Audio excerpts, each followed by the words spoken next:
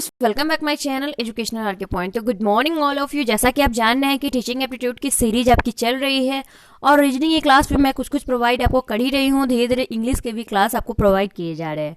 तो teaching aptitude की 1000 series में से 10 क्वेश्चन मैं ऑलरेडी करवा चुकी हूँ, बची है अब 900। तो 900 क्वेश्चन से जल्दी जल्दी इसको कंप्लीट कीजिएगा ताकि आपके लिए बहुत ही ज़्यादा बेनिफिट हो। तो चलिए आइए हम स्टार्ट करते हैं बिना समय बर्बाद। अगर आप हमारे चैनल पर नए हैं तो प्लीज़ हमारे चैनल को एक बार सब्सक्राइब कर दीजिए, घंटी वाले छोटे से बेल आइकन पर क्लिक कर दीजिए और क्या है पुराने हैं तो बस लाइक कर दीजिए और ज़्यादा से ज़्यादा इस वीडियो को शेयर कर दीजिए। इतना काम तो कर ही सकते हो आप। तो चलिए आइए स्टार्ट करें।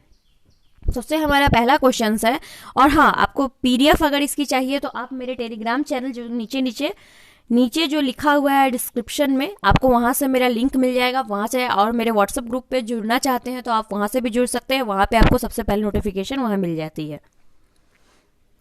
भय और दंड का प्रभाव बच्चों को अनुशासनहीन बना सकता है। इस कथन से आप क्या है? इस कथन से पूर्ण सहमत है, आंशिक रूप से सहमत है? फिलहाल इसका आंसर यहाँ पे दिया हुआ है, तो इस कथन से पूर्ण सहमत है। देखिए, जब तक अगर मैं ही हूं आपको बी ए टीचर, अगर आपको मैं गुस्सा दिखाती हूँ, हर क्लास में बस नाटक ही दिखाती हूँ, आप लोग कुछ पूछते हो उसका जवाब नहीं देती हूँ, तो क्या आप नहीं करोगे? आप अनुशासनहीन बने कि ना? आप लोग कुछ मुझे बोल के सुना के चले जाओगे, मैं आपको अनफॉलो कर रहा हूँ या कर रही हूँ या मैं अनसब्सक्राइब कर रही हूँ, इतना कुछ सुना के जा सकते हो।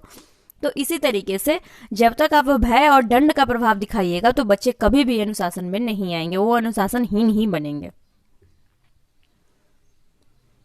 फिर है, आप विद्यालय में छात्रों के सहयोग की भावना विकसित करने के लिए क्या करेंगे? इससे संबंधित उदाहरण प्रस्तुत करेंगे। सभी शिक्षक मिलजुल कर कार्य करेंगे। विद्यालय में पाठ्य सामग्री की क्रियाओं का आयोजन करेंगे। मिलजुल कर कार्य को महत्व बनाएंगे। क्या करेंगे बताइए? तो आई होप कि आपके मन में आंसर क्लिक हो गया होगा। तो यहाँ पे देखिए, इसका आंसर सी है। इससे क्या है? विद्यालय में पाठ्य सामग्री क्रियाओं का आयोजन करेंगे। क्या करेंगे? तो विद्यालय में पाठ्य सामग्री क्रियाओं का हम आयोजन करेंगे। फिर यहाँ देखिए तीसरा का, आप परीक्षा के दौरान कक्ष निरीक्षक का कार्य कर रहे हैं, यानी कि जो जाते हैं एग्जाम में, वो जो आप घूमते हुए देखते हो एग्जामिनर जो लेता है या इन्विजिलेटर जो आप बोलते हो, उनमें विद्यालय का प्रधानाचार्य का पुत्र परीक्षा दे रहा है, तो यदि वह अनुचित कार्य करता है तो आप क्या करेंगे? चलिए, तो क्या उसकी अनदेखी करेंगे, परिणाम की परवाह किए बिना अनुचित साधन का प्रयोग नहीं करने देंगे, प्रधानाचार्य से परीक्षा के बाद शिकायत करेंगे, उसे रोकने का साहस करेंगे। क्या करेंगे आप?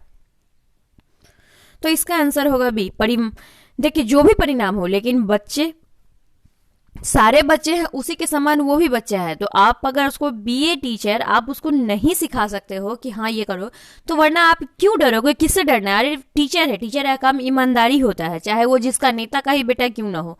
आपको क्या करना है? अगर एग्जाम दे रहा है तो एग्जाम बस ईमानदारी सहित ही देना चाहिए। ये नहीं कि आप क्या करोगे, बेईमानी से एग्जाम दे रहे हो तो भी आप उसको छोड़ दोगे ये समझ के कि हाँ प्रधानाध्यापक का पुत्र है।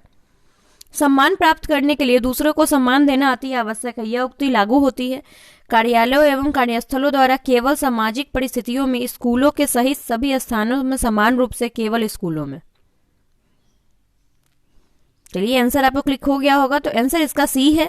स्कूलों सहित सभी स्थानों पर समान रूप से सम्मान प्राप्त करने के लिए दूसरों को अगर सम्मान नहीं दीजिएगा तो आपको सम्मान नहीं मिले। अगर मैं आपको आप कहती हूं तो ही आप मुझे आप कहोगे, वरना मैं अगर आपको तुम कहूंगी तो आप भी मुझे तुम ही कहोगे। तो इस तरीके अगर आप सम्मान दीजिएगा तो ही आपको सम्मान मिलेगा, वरना नहीं, चाहे वो स्कूल हो, कहीं भी, किसी भी प्लेस पे। शिक्षकों के चयन बोर्ड को प्राथमिकता देनी चाहिए। पिछड़ी जाति के लोगों को, अल्पसंख्यक समुदाय के लोगों को, सभी वर्गों के उनकी अभियोग्यता एवं अभिवृत्ति के आधार पर महिलाओं को। इसका आंसर आपको देखते ही क्लिक हो जाना चाहिए। इसका आंसर सी होगा, सभी वर्गों के लोगों एवं। देखिए, ये जरूरी नहीं है, वैसे आज देख रहे हैं कि आप हर जगह आरक्षण चल रहा है, लेकिन मैं ये कहूंगी कि आरक्षण क्यों? जो मेहनत करेगा वो फल पाएगा, जो मेहनत नहीं करेगा वो फल नहीं पाएगा। तो क्या आप पिछड़ी जाति के लोगों को ले लोगे? जब उनमें नॉलेज ही नहीं रहेगी तो आप वो क्या पढ़ा पाएंगे बच्चों को? या कोई भी जो फॉरवर्ड कास्ट होते हैं उनको ही आप ले लो, तो वो क्या पढ़ा पाएंगे जब तक जिसमें नॉलेज है, चाहे वो जिस कास्ट का भी हो। इस कास्टिज्म के आधार पर कभी कोई भी किसी नहीं किया जाता है, इसलिए जिसमें जो नॉलेज है वो आगे बढ़ेगा, वही पढ़ेगा। यदि कोई छात्र ईमानदारी पूर्वक कार्य नहीं करे तो आप क्या करेंगे? ईमानदारी से छात्रों को पुरस्कृत कर उसे संविदा करेंगे, छात्र के अभिभावकों को सूचित करेंगे, सख्त दंड देकर ईमानदारी पूर्वक कार्य करने के लिए बाध्य करेंगे, ईमानदारी सर्वोत्तम नीति है उसे बताएंगे। तो यहाँ पे देखिए यहाँ पे आपको एक बात मैं आपको याद दिला दूं कि मैं जब भी कोई ऐसा बात आए कि दंड देने की, तो वो पहले ही आंसर आउट हो जाएगा।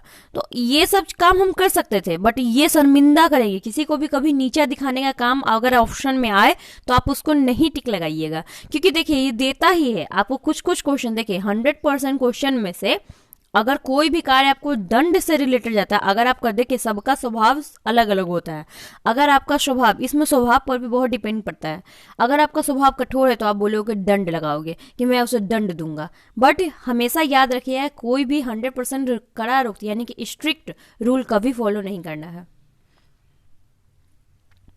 समाज में छात्रों की भागीदारी किस प्रकार से वांछनीय है? आपका विचार क्या है? परस्पर सहयोग की आकांक्षा, रचनात्मक सहयोग की भावना, अनुदेशात्मक सहयोग की भावना, क्रियाशीलता सहयोग की भावना।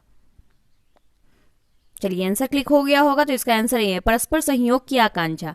समाज में छात्रों की भागीदारी इसीलिए क्या है कि उसमें सहयोग की आकांक्षा रहनी ही चाहिए।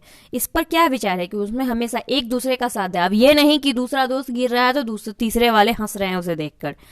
उसे क्या है कि सामने जाएंगे, उसको क्या करेंगे, मदद करेंगे। तो सहयोग की भावना, सहयोग की आकांक्षा रहनी ही चाहिए।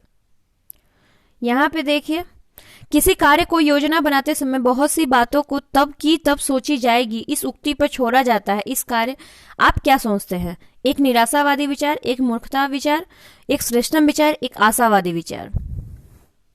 तो एक मूर्खतापूर्ण विचार। जो काम आज करना है अभी करना है, पढ़ना है तो पढ़ना है, नहीं पढ़ना है तो नहीं पढ़ना है। अगर आप कल के भरोसे करते हो तो रिजल्ट भी कल के भरोसे ही आएगा। फिर बैठे रह जाना, 2 साल 3 साल बीएड देते रह जाना, निकलेगा कि नहीं निकलेगा कोई गारंटी नहीं। इसलिए अगर पढ़ना है, जैसे कि आपने कसम खाया कि आज मुझे 1 मॉक लगाने हैं तो लगाने हैं, बस चाहे उसके लिए आंधी आ जाए, तूफान आ जाए, कुछ भी फर्क नहीं पड़ना चाहिए। असामाजिक लोगों के साथ आपका व्यवहार कैसा होना चाहिए? मिलनसार के रूप में, सुधारक के रूप में, आलोचक के रूप में, सामान्य रूप में।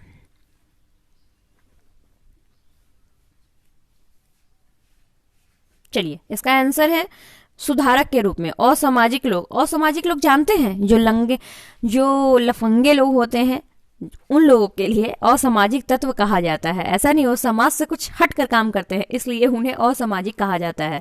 खैर जाइए, कोई इसके लिए कोई देगा जो मारपीट करते हैं, गुंडागर्दी करते हैं, तो आइए उन्हें समझा सकते हैं, ठीक है। तो इसलिए सुधारक के रूप में ही उनके सामने पेश आना चाहिए। आपके अनुसार प्राथमिक स्तर पर सहशिक्षा लाभप्रद है? बच्चों में समानता का विकास होना, बच्चों में विचार उत्तम होता है, बच्चों का सर्वांगीण विकास होता है, बच्चों को एक साथ पढ़ने में रुचि होती है। चलिए आपके मन में आंसर क्लिक कर गया होगा, तो यहाँ पे आंसर है बच्चों में समानता का विकास होना। आपके अनुसार, मेरे अनुसार, यानी कि हम सब के अनुसार प्राथमिक स्तर पर शिक्षा किस लिए? क्योंकि बच्चा, देखिए अगर आप बच्चे को शिक्षा नहीं, कोई बच्चा को देखते हैं कि 4 साल में वो क ख ग सीखना जानता है, कोई बच्चा 3 साल में सीख लेता है। इसमें क्यों? देखिए उनको सही गाइडेंस मिला है, सही प्रॉपर वे में उनको सिखाया गया है, क्योंकि हर बच्चे का दिमाग एक तरीके का नहीं होता है। तो इसलिए आप ये नहीं बोल सकते, उनमें भेदभाव नहीं कर सकते, उनमें समानता का ही अधिकार दे सकते हैं। नेक्स्ट देखते हैं, यदि कोई छात्र अपनी आशा से कम अंक पाता है तो उसे क्या कहकर सांत्वना देंगे? हो सकता है कि तुम्हारे उत्तर अति विचित्र होने के कारण परीक्षा को समझ में ना, परीक्षा में अंक कम मिलने पर पीछे परीक्षा की लापरवाही भी हो सकती है, तुम्हें अपने परिश्रम पर विश्वास रखना चाहिए, ये सभी। और ये वाली जो आंसर है वो किसको करना है? आप लोगों को करना है। इसका आंसर मैं अगले सीरीज यानी कि कल के सीरीज में मैं आपको बताऊंगी कि 11 नंबर का आंसर क्या होगा। आप नीचे कमेंट बॉक्स में कमेंट करोगे, और दूसरी बात कि जितनी भी क्वेश्चन है वीडियो को पॉज करोगे। वीडियो को पॉज करने के बाद आप देखोगे कि आपकी कितने आंसर सही हो रहे हैं, क्योंकि टीचिंग एप्टीट्यूड का बहुत ही इंपॉर्टेंट रोल है। 40 to 40 क्वेश्चन अगर आप कर लेते हैं तो आपको एक अच्छे खासे मार्क्स गेन कर लेंगे।